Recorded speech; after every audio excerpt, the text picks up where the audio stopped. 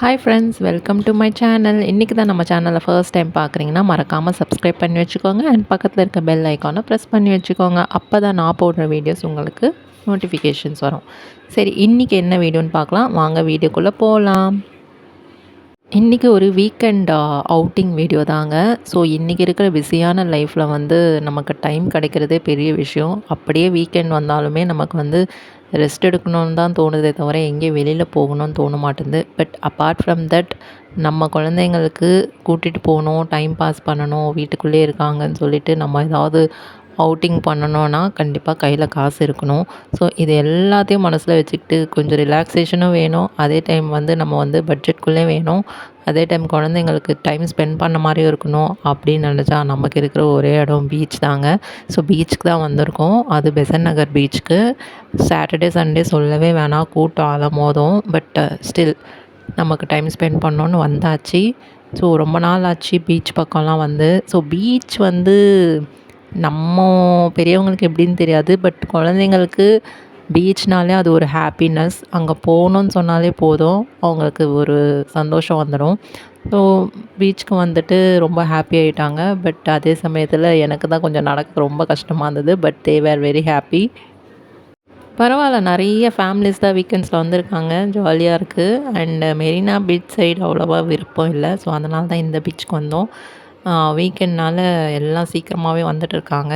போக போக இன்னும் கூட்டம் அலமோதுங்க. ஈவினிங் 6 மேலெலாம் இந்த பக்கம் நம்ம வரவே முடியாது.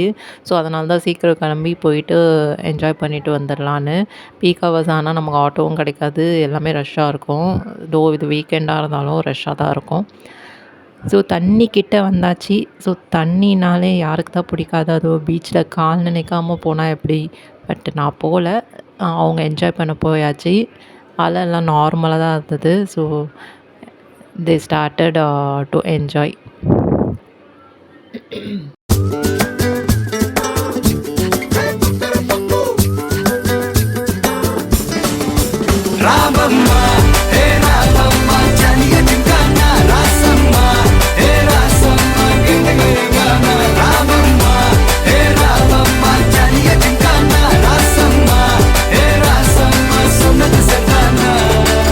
சரிதானா? சரிதான்ப்பா. ஜாலியா ஜிம்கானா. ஸோ இப்போ கேம் செக்ஷனுக்கு வந்தாச்சு. ஸோ இந்த கேம்ஸ் எல்லாம் கொஞ்சம் விளையாடிட்டு என்ஜாய் பண்ணிவிட்டு கிளம்பிட்டோம். ஆக்சுவலி இந்த கேம்ஸில் நிறையவே வின் பண்ணோம். 50 ருபீஸ்க்கு 8 ரிங்ஸ் கொடுக்குறாங்க. சில இடத்துல 10 to 12 ரிங்ஸ் கொடுக்குறாங்க. ஸோ அதில் ஓகே, கப்பு, இந்த ஃப்ளவர் வாஷ் இதெல்லாம் நிறையவே ஜெயிச்சிட்டோம். ஸோ இப்போ எங்கே போகிறோன்னு பார்த்தோன்னா, இன்ஸ்டா பேஜில் ஒரு ட்ராலி ஷாப் மாதிரி பார்த்தோம். நிறைய இந்த சாக்லேட் வெரைட்டிஸ், டெசர்ட்ஸ் எல்லாம் விற்கிற மாதிரி அந்த ஷாப்பை தேடி கண்டுபிடிக்கிறதுக்கு தான் போயிட்டுருக்கோம். ஃபைனலி கண்டுபிடிச்சிட்டோம். கோல்டன் ஹாட் சாக்லேட்டுன்னு சொல்லிட்டு, அதாவது 79 ருபீஸ்லேருந்து இங்கே எல்லாம் ஸ்டார்ட் ஆகுதுன்னு சொன்னாங்க. ஆனால் எது ஒன்று நம்ம நேரில் பார்த்தது தாங்க தெரியுது. அங்கே 79ல் ஒரே ஒரு அந்த ஹாட் சாக்லேட்டு மட்டும்தான் இருக்குது.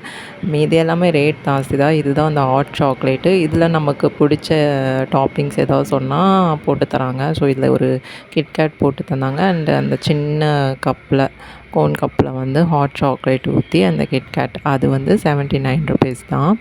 இன்னொன்று இது பார்த்திங்கன்னா இந்த கோல்டன் சாக்லேட்டு, இது சம்திங் 200 சம்திங் நினைக்கிறேன். ஸோ இதில் நிறைய டாப்பிங்ஸ் வச்சு, அதாவது ஒரு ஹாட் பிஸ்கெட்டு, ஒரு கிட்கேட்டு, உள்ளே அதே ஹாட் சாக்லேட் ப்ரௌனி, அந்த கிட்கேட் டாப்பிங்ஸு நம்ம என்ன கேட்குறோமோ அதே போட்டு தந்தாங்க.